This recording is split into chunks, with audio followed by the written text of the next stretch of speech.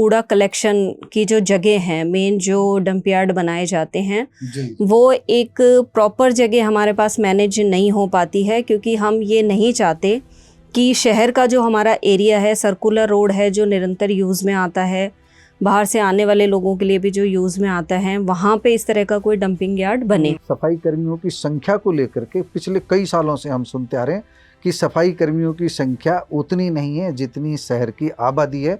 लगभग इससे 2 गुना सफाई कर्मियों की ज़रूरत है। आपको नहीं लगता कि सफाई कर्मी कम हैं इसलिए सफाई नहीं हो पा रही है? सर, मेरा प्रयास ये है कि हम सभी पार्षदों की एकता को लेकर के चलें ताकि शहर के काम अच्छे तरीके से हो पाएं। तो मुझे लगता है कहीं नगर परिषद और विधायक के बीच या नगर परिषद की चेयरपर्सन और विधायक के बीच कहीं अंडरस्टैंडिंग बेहतर नहीं है, कहीं तालमेल की कमी है। मैं ये कहना चाहूँगी आपके माध्यम से कि शहरवासियों की भी अपनी एक जिम्मेदारी बनती है। देखिए, कर्मचारी अपनी ड्यूटी निभा रहे हैं, वो सफाई करते हैं, अपने टाइम पर आते हैं, सफाई करेंगे, कूड़ा लेकर के जाएंगे, लेकिन उसके बाद में हम आम नागरिक हैं, हमारी ये जिम्मेदारी बनती है कि हम कूड़े को बाहर ना फैलाएं। सर देखिए, ये नगर परिषद का नया भवन बनना है, इसमें कोई दौराई नहीं है और प्रोसेस में हमारी कार्रवाई चल रही है। विद इन ईयर और 2 ईयर आई थिंक हो सकता है कि वो अपने काम शुरू भी हो जाएगा और काफ़ी हद तक कंस्ट्रक्शन उसका हो भी जाएगा। कुछ जैसे कि ये राव तुलाराम पार्क काफ़ी बड़ा है, उसमें काफ़ी अच्छी स्पेस है और काफ़ी मात्रा में वहाँ पे हमारे रेवाड़ी वासी भी आते हैं, तो वहाँ के लिए हम ये प्लान कर रहे हैं कि उसमें हम कुछ इस तरह की कहते हैं कि प्लेटफॉर्म हम बना पाएँ कि लोग बाग एक पिकनिक स्पॉट की तरह उसको यूज़ कर पाएँ। राव तुलाराम पार्क। सर, मेरा प्रयास तो सबसे पहले जनता को जगाने का है कि वो पानी को व्यर्थ ना करें, क्योंकि देखने में आता है कि जब नल सप्लाई आती है तो लोग बाग अपने घर का जितनी उनकी ज़रूरत है उतना पानी भरने के बाद में बाकी का पानी बाहर वेस्ट करते हैं।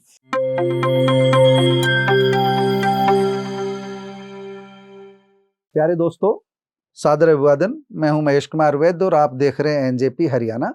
दोस्तों, आज हमारे साथ खास मेहमान हैं नगर परिषद रेवाड़ी की चेयरपर्सन विनीता पिप्पल। और विनीता पिप्पल हमारे पास पहले इंटरव्यू के लिए उस समय आई थी जब ये उम्मीदवार थी, चुनाव लड़ रही थी। बड़े आत्मविश्वास के साथ इन्होंने बात कही थी कि बड़े अंतर से चुनाव जीतूंगी। उस समय जब हमारी अनौपचारिक बातचीत हो रही थी तब भी उन्होंने कहा था कि बड़े अंतर से मैं चुनाव जीतने जा रही हूँ। इनकी बात सही साबित हुई, ये बड़े अंतर के साथ धमाकेदार जीत के साथ नगर परिषद की चेयरपर्सन बनी। लेकिन जितनी बड़ी जीत उतनी ही बड़ी चुनौती इनके सामने, उतनी ही बड़े चैलेंजेस इनके सामने हैं। कचरा प्रबंधन की बात हो, चाहे स्वच्छता की बात हो, जल भराव की बात हो, अभी से इनको 2 महीने का समय लगभग होने का है। विपक्ष पूरी तरह आक्रामक है, सवाल उठा रहा है, लेकिन गनीमत यह है कि अभी विपक्ष का पता नहीं पार्षद 1 हैं कि 4 हैं, यही ज़्यादा अच्छे से जानती है। बाकी तो सारे बीजेपी में कर लिए है इन्होंने इनकी पार्टी ने, इनकी पार्टी के बड़े नेताओं ने मिल करके। तो आज इनसे हम शहर की समस्याओं पर भी बात करेंगे, क्या योजनाएं पाइपलाइन में नगर परिषद के पास, उन पर भी बात करेंगे। और आने वाले समय में शहर का स्वरूप कैसा होगा, इनका क्या रोड मैप है, क्या परिकल्पना की है इन्होंने शहर को लेकर के, और कचरा प्रबंधन सहित अलग अलग मुद्दों पर जो सवाल उठ रहे हैं उनको लेकर के भी बात करेंगे। क्वालिटी ऑफ वर्क, उसको लेकर के भी बात करेंगे। सबसे पहले तो पिप्पल जी, आपका स्वागत है एनजेपी हरियाणा के स्टूडियो में। सीधी शुरुआत करते हैं। पहले तो आप ना, आलोचना तो पत्रकार करेंगे ही करेंगे, आप अपनी उपलब्धियां बता दीजिए। बहुत कम समय हुआ है, 2 महीना हुआ है अभी, लगभग जो है 1 जून को आपने शपथ ली थी। तो 1 जून को शपथ ली थी, आज 22 जुलाई है, तो ज़्यादा समय नहीं हुआ है। लेकिन आप नगर परिषद की पहले प्रधान रह चुकी हैं, आपने शहर को समझा हुआ है। क्या योजनाएं पाइपलाइन में है इस शहर की बदहाली दूर करने के लिए? पहले आप अपनी योजनाएं हमको बता दीजिए। जी सर, मैं सबसे पहले तो आपके माध्यम से सभी शहरवासियों का बहुत बहुत धन्यवाद और आभार व्यक्त करना चाहती हूँ कि बहुत ही अच्छे वोटों के साथ में उन्होंने मुझे अपना आशीर्वाद दिया और मुझे इस पद पे बैठने के लायक बनाया। जहाँ तक नगर परिषद रेवाड़ी की सर बात है, तो हमारी सबसे बड़ी जो समस्या है वो सफाई व्यवस्था को लेकर के चलती है।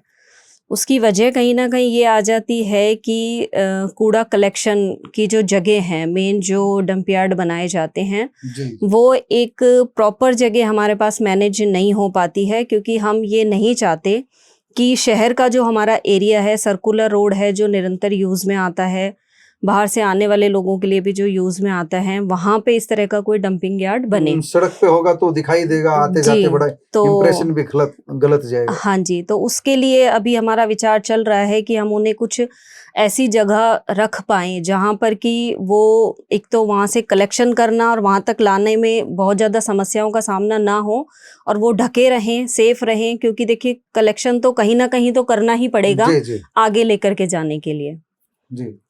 तो ये हमारा चल रहा है। और सफाई व्यवस्था के लिए मैं खुद वीक में 2 दिन कम से कम मैं देती हूँ, खुद जाती हूँ, क्योंकि जो हमारे कर्मचारी हैं वह काम तो अच्छा करते हैं, लेकिन कहीं ना कहीं उन्हें एक होल्ड की ज़रूरत पड़ती है, उनको एक मोटिवेशन की ज़रूरत पड़ती है, अच्छे मैनेजमेंट की उनकी ड्यूटी कहाँ लगे। हाँ जी, तो वो जब हम जाके खड़े होते हैं, काम तो वही करते हैं, बस हमें तो सिर्फ उनको इंस्ट्रक्शन देना होता है कि आप इसको इस तरीके से अगर कर लेंगे तो ये आपके लिए थोड़ा इजी हो जाएगा और यहाँ सफाई थोड़ा लंबे समय तक दिखेगी। माफ करना, बीच में सफाई की बात आ रही है तो सफाई कर्मियों की संख्या को लेकर के पिछले कई सालों से हम सुनते आ रहे हैं कि सफाई कर्मियों की संख्या उतनी नहीं है जितनी शहर की आबादी है, लगभग इससे 2 गुना सफाई कर्मियों की जरूरत है।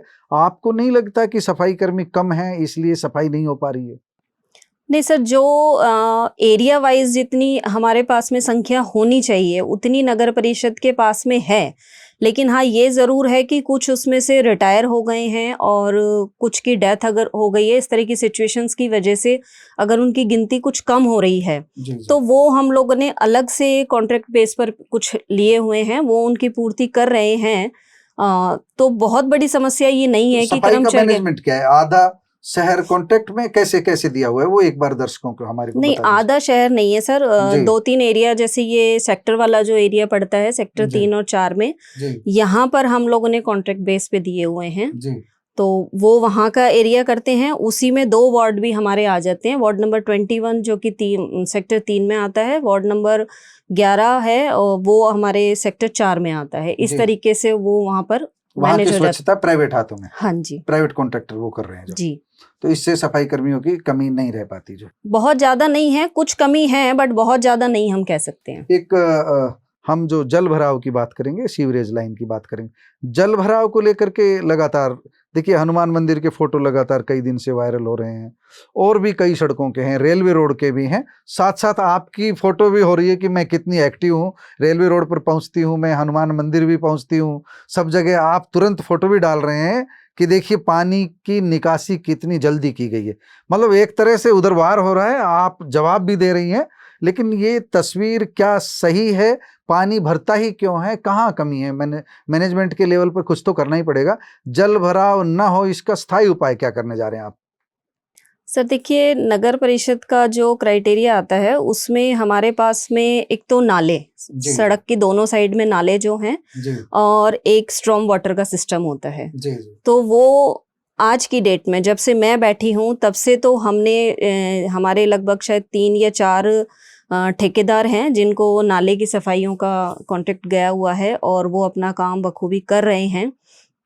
आपने कुछ वीडियोस वगैरह देखे भी होंगे। मैंने तो कुछ ऐसी वीडियो भी देखी, खुद लक्ष्मण यादव आए थे अभी 5-7 दिन पहले, उनका इंटरव्यू था, वो बता रहे थे कि ठेके बहुत लेट दिए गए और जिनको ठेके दिए गए उन्होंने जिम्मेदारी से काम नहीं किया, इसलिए शहर में जो ये जल भराव की और बदहाली जो हो रही है, नालों की सफाई नहीं हुई जैसा उन्होंने कहा। तो मुझे लगता है कहीं नगर परिषद और विधायक के बीच या नगर परिषद की चेयरपर्सन और विधायक के बीच कहीं अंडरस्टैंडिंग बेहतर नहीं है, कहीं तालमेल की कमी है?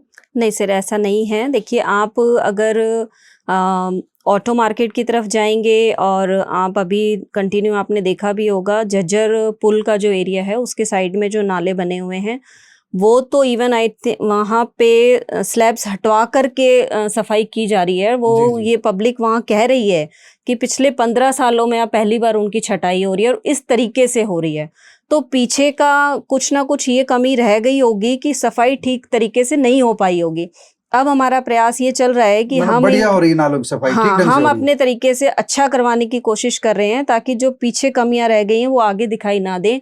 और आप देख भी रहे होंगे कि बारिश में देखिए पानी तो आएगा, कहीं ना कहीं थोड़ा बहुत इकट्ठा होगा भी, लेकिन वो बाद में कितने टाइम तक रुकता है ये एक पॉइंट देखने वाली बात होती है। पहले के टाइम में ये देखा जाता था कि 2 से ढाई घंटे का टाइम पीरियड होता था और किसी किसी जगह पर 2-2 3-3 दिन भी रहता था पानी।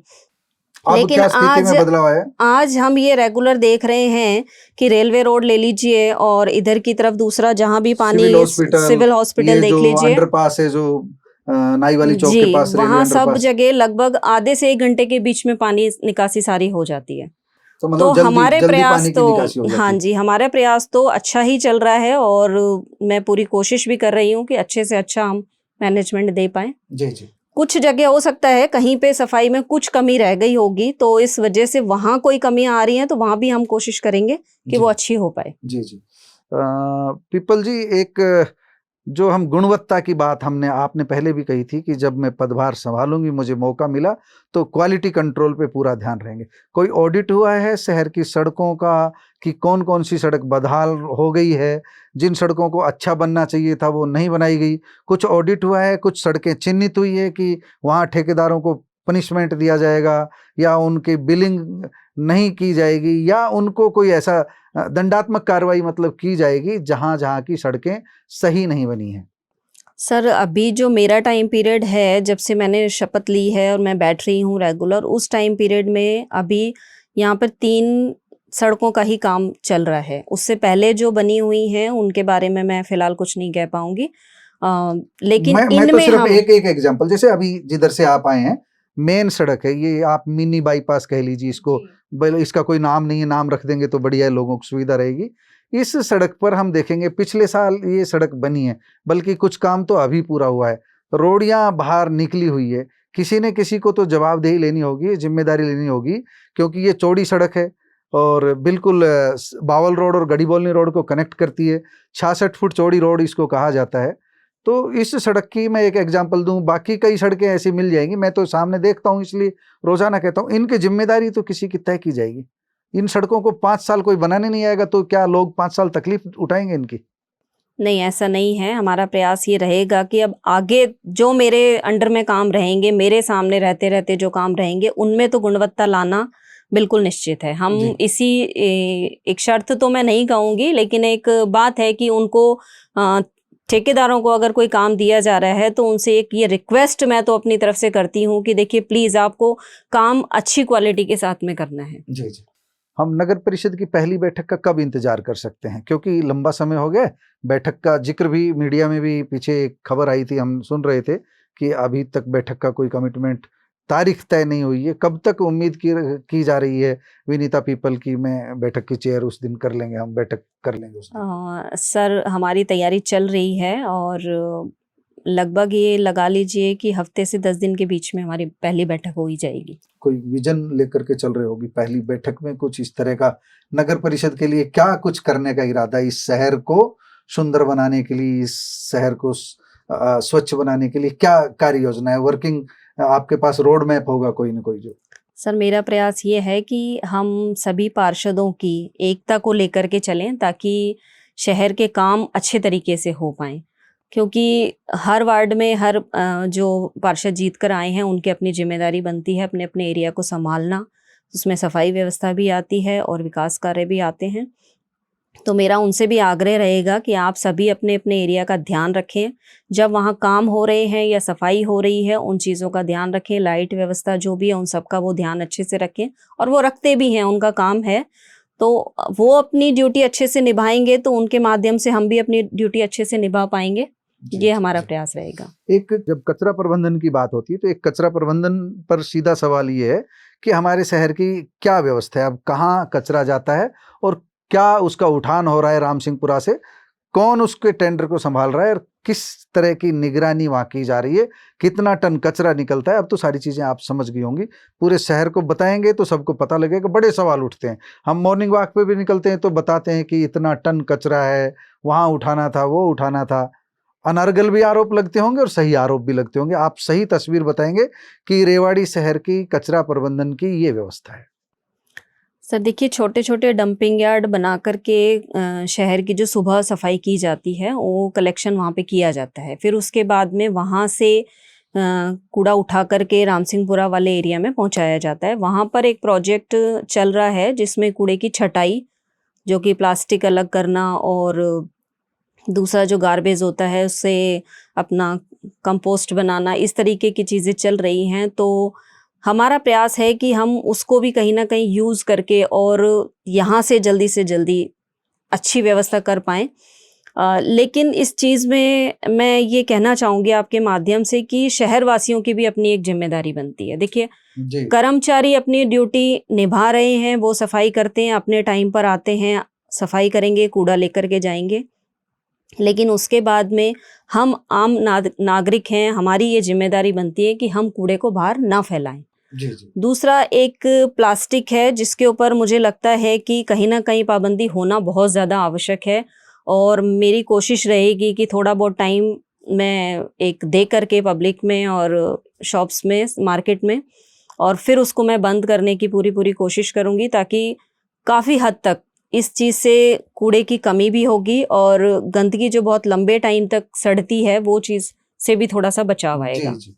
पीपल जी, एक परियोजना तो विधायक जी भी बता रहे थे और कई बार नोटिस में आई है, नगर परिषद का अपना कैंपस बनना है। इतना बड़ा बनना है कि जो नगर निगम बन जाए तब भी उसका काम है। उसकी क्या प्रोग्रेस है? इसी तरह की कोई नई योजनाएं आपके पास हैं तो उनके बारे में बता दीजिए एक बार। सर देखिए, ये नगर परिषद का नया भवन बनना है, इसमें कोई दो राय नहीं है और प्रोसेस में हमारी कार्रवाई चल रही है। विद इन ईयर और 2 ईयर आई थिंक हो सकता है कि वो अपने काम शुरू हो जाए। काम शुरू भी हो जाएगा और काफ़ी हद तक कंस्ट्रक्शन उसका हो भी जाएगा। नया विचार जो छोटा-मोटा हम प्लानिंग कर रहे हैं वो सर ये है कि जैसे पार्क हैं हमारे, जी, जी। वो अभी सभी कॉन्ट्रैक्ट बेस पे दिए हुए हैं हमने, सफाई व्यवस्था को लेकर के, वहाँ पेड़ पौधों की देख-रेख को लेकर के। जी। कुछ जैसे कि ये राव तुलाराम पार्क काफ़ी बड़ा है, उसमें काफ़ी अच्छी स्पेस है और काफ़ी मात्रा में वहाँ पे हमारे रेवाड़ी वासी भी आते हैं। तो वहाँ के लिए हम ये प्लान कर रहे हैं कि उसमें हम कुछ इस तरह की कहते हैं कि प्लेटफॉर्म हम बना पाएँ कि लोग बाग एक पिकनिक स्पॉट की तरह उसको यूज़ कर पाएँ। राव तुलाराम पार्क। हाँ तो जी, बना रहे हैं क्योंकि इस तरह का प्लानिंग रोड मैप। हमारी ये चल रही है और कोशिश जो प्लानिंग है उस पे हम धरातल पर उतार पाएँगे, ये हमारा पूरा प्रयास है। जी, जी। कोई राव इंद्रजीत सिंह से केंद्रीय मंत्री हैं आपकी, पहले कई बार ये आई है कि राव साहब भी कह चुके कि मैं भी मीटिंगों में आया करूँगा। कोई इस तरह का डिस्कशन चुनाव जीतने के बाद विधायक लक्ष्मण यादव के साथ, केंद्रीय मंत्री राव इंद्रजीत सिंह के साथ, कि इन मुद्दों पर हमें काम करना चाहिए, पार्षदों के साथ, मतलब कोई एक ट्यूनिंग बनी है कि नहीं विषयों पर, कुछ खास विषयों पर, शहर की जो और जो दूसरी सुंदरता से जुड़ी जो व्यवस्थाएं बन सकती है उनको लेकर के, सीवरेज लाइन जो पुरानी बताते हैं वर्षों पुरानी, उनको लेकर के, मतलब कोई ठोस जमीनी काम कि इस पर हमको आगे बढ़ना है। आपकी कोई बात हुई अभी इस बारे में? हाँ जी, जैसे चौक चौराहों की बात एक बार आप कह रहे थे, मैं एग्जांपल दे रहा हूँ जो। जी सर देखिए, रोडों के नाम और प्रवेश द्वार जिनको कहते हैं एरिया वाइज में, वो भी हमारे प्रोजेक्ट में रहेंगे और साथ ही एक स्मार्ट रोड का एक प्लान है जी। तो उस स्मार्ट रोड में अभी हम थोड़ा सा विचार कर रहे हैं, विधायक जी और राव साहब के साथ में बैठ कर के हम लोग इस चीज़ को फाइनलाइज करेंगे कि हमें वो कौन सा ऐसा रोड लेना चाहिए जो कि बहुत अच्छे से हम उसको एक स्मार्ट रोड का नाम दे पाएँ। उसमें स्मार्ट रोड इस तरीके से वो होगा कि फुल फ्लैश जो भी एक रोड पे लाइट, डिवाइडर, पूरा बाकायदा सिस्टम से जो होता है उस तरीके से उसको बनाने का हमारा प्लान है। जी, जी। आपको जैसे कुछ सड़कें, आलोचना पीछे रेलवे रोड से आई थी, बाजार से आई थी, मानसून सिर पर आ गया तब काम चल रहा था, समय से पहले काम हो जाना चाहिए, मानसून से पहले इस तरह के कंस्ट्रक्शन वर्क है, इस तरह की, क्या इस बारे में भी कोई इंस्ट्रक्शन अभी तक है? हाँ जी, मैं इसमें ये बताना चाहूँगी कि सर वो काम जो कॉन्ट्रैक्टर हैं वो अपना काम अपने तरीके से कर रहे थे, लेकिन कोई टेक्निकल इशू वहाँ पे इस तरीके का आया था कि सीवर लाइन और स्टॉर्म वाटर वाला जो कनेक्शन है उसमें कुछ किसी तरह की परेशानी आ गई थी। इस वजह से उसमें थोड़ा-सा वक़्त लग गया और हमने साथ के साथ में जो कुछ नालों के कनेक्शन ठीक नहीं थे वो भी अभी हमने ठीक से करवाए हैं। इस वजह से उसमें थोड़ा सा वक्त लगा है। बाकी अब वो लगभग कंप्लीट होने पर ही है और मैं क्षमा चाहूँगी कि उस रोड की थोड़ी देरी की वजह से हमारे रेवाड़ी की जनता को परेशानी हुई है। आगे से ऐसा नहीं होगा और हमारा प्रयास रहेगा कि ऑन टाइम सभी काम देंगे अभी तो, क्योंकि आपको कम समय हुआ है। अगली साल तो सवाल नहीं हम मैंने अभी लास्ट वीक ही 2-4 कॉन्ट्रैक्टर मेरे बैठे हुए थे, तो उनको मैंने यही इंस्ट्रक्शन दिया था कि प्लीज़ देखिए काम आपने करना ही है, अगर आप उसे टाइम पे और क्वालिटी के साथ में करेंगे तो आपको ही फायदा है, ताकि आप एक काम जल्दी टाइम से कंप्लीट करते हैं तो दूसरे काम की आप लाइन में ऑटोमेटिकली लग जाएंगे। चलिए, एक गंभीर सवाल बार बार उठता है नगर परिषद की जमीनों पर कब्जे का। मैं किसी पर्टिकुलर जमीन का नाम नहीं लूंगा, सवाल उठते रहते हैं, ये सरकारी जमीन कब्जा ली, ये इसकी प्रॉपर्टी आईडी बना ली। नगर परिषद में काजल की कोठड़ी कहा जाता रहा है नगर परिषद को अभी तक। प्रॉपर्टी आईडी के नाम पर खेल। कांग्रेस के जो आपके कांग्रेस के पार्षद अभी तो मेरे ख्याल से गिने चुने बचे हैं, वो कांग्रेस के शहरी जिला अध्यक्ष भी हैं, परवीन चौधरी, वो आवाज उठाते रहते हैं। तो ये जो प्रॉपर्टी आईडी को लेकर के और जो नगर परिषद की जमीनों के अवैध कब्जे उनको लेकर के कोई ठोस कार्य योजना है कि भाई नगर परिषद की ये संपत्तियां हैं, इनको ऐसे चिन्हित करेंगे, इन पर कोई अतिक्रमण नहीं होगा, इन्हें कोई कब्जे में लेने की कोशिश नहीं करेगा, इन्हें कोई डकारेगा नहीं, सीधी सीधी भाषा में जो।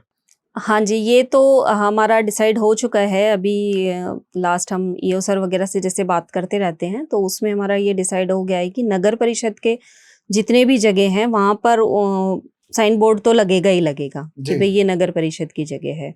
सर, जहाँ तक प्रॉपर्टी आईडी की बात आती है, वहाँ पर नगर परिषद प्रधान का कोई रोल नहीं आता है जी जी, क्योंकि वो सभी काम टेक्निकल उस ब्रांचेस से चलते हैं। उसमें मुखिया हैं, शहर की जो समस्याएं हैं उनमें एक मुखिया है। आप प्रथम नागरिक हैं, जिम्मेदारी से तो नहीं भाग सकते ये कह करके, पर उनको आप क्या मार्गदर्शन तो दे सकते हैं उनमें जो कठिनाइयां दूर हो लोगों हाँ जी, नहीं ये हो रहा है सर। मेरे पास पब्लिक आती है और वो अगर अपनी किसी तरह की कोई समस्या लेकर के मेरे पास पहुंचते हैं और मुझे लगता है कि ये चीज़ इनके साथ में गलत हुई है, तो मैं स्टाफ को बुलाती हूँ, उनसे क्लियर करती हूँ और जो भी संभव उनकी परेशानी है उसको सॉल्व करने की कोशिश की जाती है। तो अवैध कब्जे ना हो, इस तरह की कोई व्यवस्था जो? जी बिल्कुल, अवैध कब्जे नहीं होंगे, क्योंकि अब साइन बोर्ड लगाया जाएगा। और एक प्लानिंग और भी है कि जो हमारा स्टाफ है उनसे मैं स्पेशल कह देती हूँ कि आप अपनी जगहों पर डे टू डे साइड एक एरिया आप लोग अपना सेलेक्ट करके और उसमें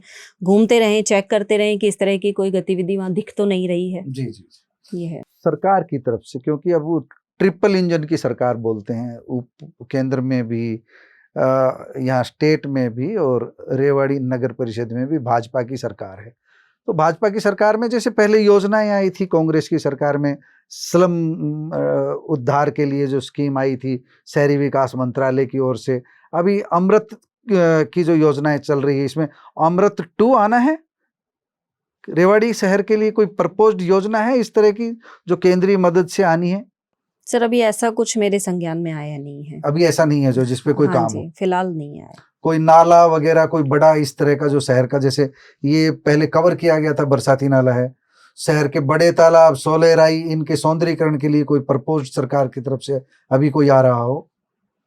नहीं, अभी इस तरह का कुछ नहीं है, लेकिन हम सोच रहे हैं कि ये चीज़ें हम सरकार के संज्ञान में रखेंगे, आगे पहुंचाएंगे। हमारे जो निकाय मंत्री हैं और सीएम साहब के पास में, विधायक जी के माध्यम से, राव साहब के माध्यम से इन चीज़ों को हम आगे बढ़ाने की कोशिश करेंगे। और हमारा भी प्रयास है कि रेवाड़ी जो हमारा नगर है वो एक अच्छा और ऐतिहासिक नगरी इसको कहा जाता है, तो इसमें कुछ हम ऐसी चीज़ें दिखा पाएँ जो कि एक्चुअल में बाहर से आने वाले लोगों के लिए लगे कि हाँ, ये जगह रेवाड़ी में है, वहाँ देखने हमें जाना चाहिए, वहाँ जाना चाहिए। ये ऐसा जो एक सवाल पानी को लेकर के, पेयजल व्यवस्था है, बेशक जन स्वास्थ्य विभाग देख रहा है, पब्लिक हेल्थ इंजीनियरिंग डिपार्टमेंट के पास है, लेकिन पानी की राशनिंग करनी पड़ रही है। पानी के लिए आपकी क्या पैरवी है? पानी की राशनिंग हो रही है, सर्दियों में ही शुरू हो जाती है, कई बार नहर नहीं आती है, तो पूरी की पूरी जो रेवाड़ी शहर की पेयजल व्यवस्था है वो नहरी पानी पर आधारित है, जलघर पर आधारित है। तो इसके लिए आपकी तरफ से क्या पैरवी हो रही है कि राशनिंग का सामना न करना पड़े आगे चल करके? केंद्रीय मंत्री से संपर्क में, या विधायक से, या सरकार से कोई प्रतिवेदन, ज्ञापन? नगर परिषद के स्तर पर एज चेयरपर्सन विनीता पीपल क्या कर रही हैं? सर मेरा प्रयास तो सबसे पहले जनता को जगाने का है कि वो पानी को व्यर्थ ना करें, क्योंकि देखने में आता है कि जब नल सप्लाई आती है तो लोग बाग अपने घर का जितनी उनकी ज़रूरत है उतना पानी भरने के बाद में बाकी का पानी बाहर वेस्ट करते हैं। ठीक है, सफाई करनी चाहिए, लेकिन वो इतनी भी नहीं करनी चाहिए कि अगर आधे घंटे पानी एक्स्ट्रा चल रहा है तो हम आधे घंटे तक ही उसको वेस्ट करें। तो मेरी तो सबसे पहला प्रयास तो यही है कि मैं जनता को जगाऊं कि भाई पानी आपकी ही सबसे पहली ज़रूरत है, तो आपको ही इसको बचाना होगा। बाकी जो सरकार से, राव साहब से, विधायक जी से या सीएम साहब से जिस भी प्रकार की हमारी ज़रूरतें होंगी उनको हम अपने माध्यम से पहुंचाने की पूरी कोशिश करेंगे। और जो भी अच्छे से अच्छे ये जो एक सिस्टम आजकल चल रहा है बारिश के पानी को इकट्ठा करना और उसको फिल्टर करके और आगे यूज करने का, ये सारी चीजें जो चल रही है इनके भी प्रोजेक्ट हम काफी करने के प्रयास करें। हम समापन की ओर बढ़ते हैं। नगर परिषद आत्मनिर्भर है अभी या सरकार पर निर्भर रहना पड़ता है? सर अभी इतनी तो आत्मनिर्भर है कि वो अपने लेवल पे अपने कर्मचारियों की और छोटे मोटे कामों के लिए कर सकते हैं। ठीक है, बड़ा अच्छा लगा। आपने नगर परिषद की चेयरपर्सन विनीता पिप्पल की बातें सुनी। इन्होंने अपना फ्यूचर का भी रोड मैप बताया और जो काम चल रहा है उनको लेकर के भी अपना दृष्टिकोण स्पष्ट किया है। अगली साल हम उम्मीद करेंगे जब इनका 1 साल का कार्यकाल पूरा होगा तब इनको फिर याद करेंगे। अभी आलोचना के घेरे में हम इन्हें कम ले रहे हैं क्योंकि इन्हें कम समय हुआ है और कम समय में इन्होंने जो प्रयास किए हैं वो सामने भी आ रहे हैं, क्योंकि जो पानी की बात इन्होंने कही है कि कम समय लेता है, जल भराव जो होता जरूर है लेकिन जल्दी ही वह पानी निकाल दिया जाता है। निकासी की व्यवस्था बेहतर की है। अभी टेम्परेरी व्यवस्था है, लोग परमानेंट व्यवस्था चाहते हैं। परमानेंट व्यवस्था आप कितना कर पाएंगे ये भविष्य पर निर्भर करेगा। आपका बहुत बहुत धन्यवाद। Thank you sir.